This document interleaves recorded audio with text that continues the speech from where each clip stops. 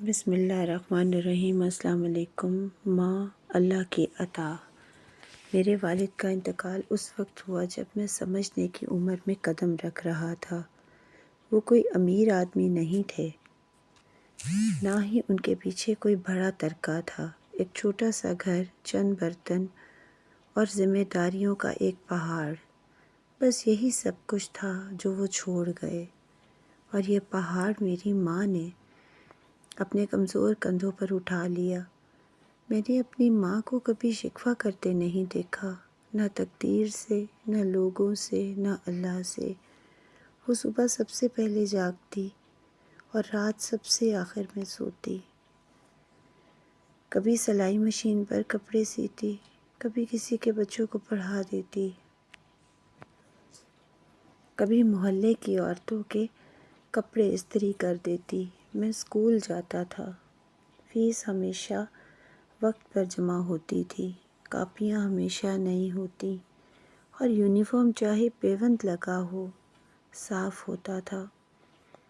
مجھے تب یہ سب معمول لگتا تھا۔ میں نہیں جانتا تھا کہ یہ سب قربانی کہلاتا ہے۔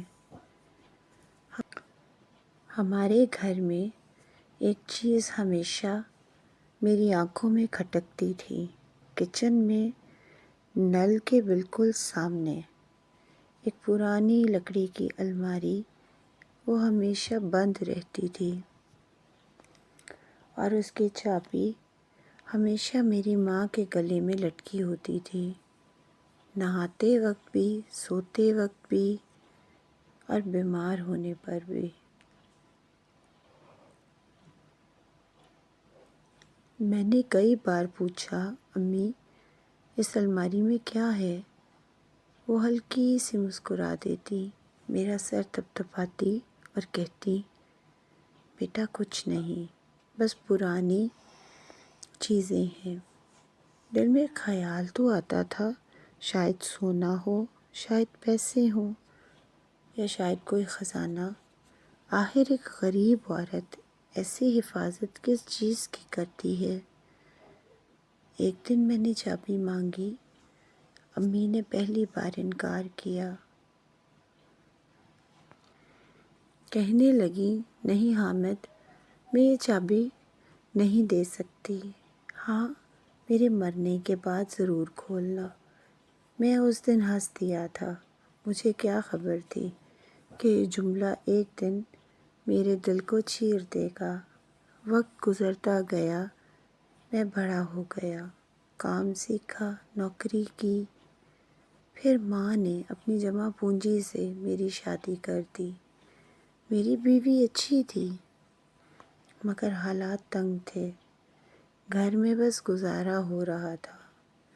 امی اب کمزور ہو چکی تھیں، دوائیں، ڈاکٹر اور بڑھتی خاموشی، اور وہ الماری اب بھی بند تھی۔ بیوی اکثر کہتی، امی نے اس میں کیا رکھا ہوگا؟ اتنی حفاظت کیوں؟ میں بھی سوچتا تھا، مگر چابی اب بھی ان کے گلے میں تھی۔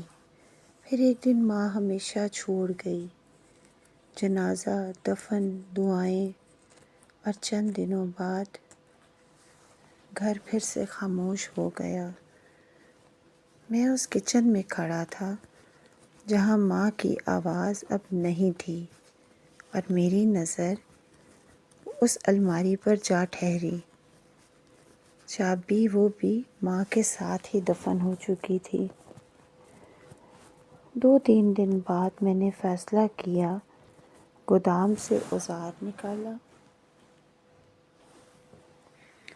اور کانپتے ہاتھوں سے تالا توڑ دیا۔ دروازہ کھولا اور اندر کچھ بھی نہیں تھا، نہ سونا، نہ پیسہ، نہ زیور، بس دھول۔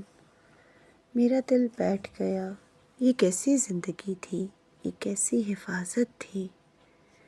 میں مایوس ہو چکا تھا کہ اچانک میری انگلیوں کو کچھ ٹھنڈا سا محسوس ہوا۔ نیچے ایک کونے میں، دھول کے نیچے، ایک پرانا زنگ آلود ٹین کا بسکٹ ڈبہ۔ میں نے کانپتے ہاتھوں سے اس کا ڈھکن کھولا۔ اندر کچھ کاغذ کے پرزے تھے۔ میں نے پہلا نکالا، ایک پرانی دکان کی رسید، 15 مارچ 1998، 50 روپے حامد کی نئی کاپیوں کے لیے۔ میرے ہاتھ لرز گئے۔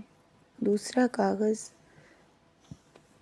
ایک بس کا پرانا ٹکٹ، پیچھے لکھا تھا بخار بہت تیز تھا، رات بھر جاگی، ڈاکٹر کو دکھایا، اللہ کا شکر میرا بیٹا بچ گیا۔ تیسرا اخبار کا تراشا، حامد نے میٹرک میں فرسٹ ڈویژن حاصل کی۔ گرد اس کے سرخ پین سے دائرہ بنا تھا۔ میں سانس لینا بھول گیا۔ ڈبے میں اور بھی تھا، میرے اسکول یونیفارم کا ایک ٹکڑا جس پر لکھا تھا آج پہلی تنخواہ ملی، بیٹے کے لیے جوتے لیے۔ میری خوشی پوری ہو گئی۔ موبائل فون کی پرانی رسید، یہ فون حامد نے دیا تھا۔ پہلی بار اس کی آواز سنی جب وہ دور تھا، رات کو چپکے سے روئی۔ میری شادی کی تصویر کا ایک کونا، میرا بیٹا خوش ہے، اب میں مطمئن ہوں، یا اللہ اسے ہمیشہ سلامت رکھنا۔ میں زمین پر بیٹھ گیا اور پھوٹ پھوٹ کر رو دیا۔ میری ماں میرے ہر لمحے کو لکھتی رہی، جب باپ مرا اس نے خود کو مٹا دیا اور مجھے بنا دیا۔ یہی اس کی دولت تھی، یہی اس کا خزانہ تھا۔ میں نے اپنی جیب سے اپنی بیٹی کی پہلی ڈرائنگ نکالی، اپنی شادی کی تصویر، اور ایک کاغذ پر لکھا، امی آپ اللہ کی عطا تھیں، میں آپ کا قرض کبھی نہیں چکا سکتا، بس دعا ہے آپ مجھے معاف کر دیں۔ میں نے سب اسی ڈبے میں رکھ دیا، الماری بند کر دی، نیا تالا لگایا، اور چابی اب میرے پاس ہے۔ آج جب کوئی ماں کو معمولی سمجھتا ہے تو میں بس یہی کہتا ہوں، ماں اللہ کی عطا ہے، ایسی عطا جس کا کوئی نعم البدل نہیں۔ ہم ماں کے قرض میں پیدا ہوتے ہیں، اسی قرض میں مر جاتے ہیں، اور یہ وہ واحد قرض ہے جو چکانے سے بڑھتا ہے۔ مائیں کتنی معصوم ہوتی ہیں۔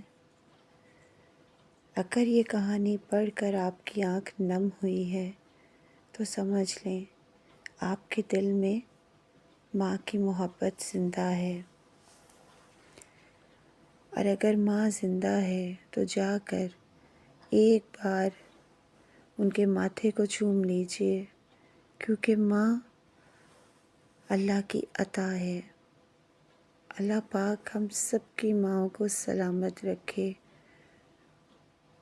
اور جن کی مائیں دنیا سے جا چکی ہیں انہیں جنت الفردوس میں حضرت بی بی سیدہ فاطمہ رضی اللہ تعالی عنہا کے قدموں میں جگہ نصیب کریں، آمین۔ اگر آپ کو یہ کہانی اچھی لگی ہو تو اپنی رائے کا اظہار کامنٹ میں ضرور کیجیے گا۔ اللہ پاک ہم سب کا حامی و ناصر ہو، آمین ثم آمین۔ جزاک اللہ۔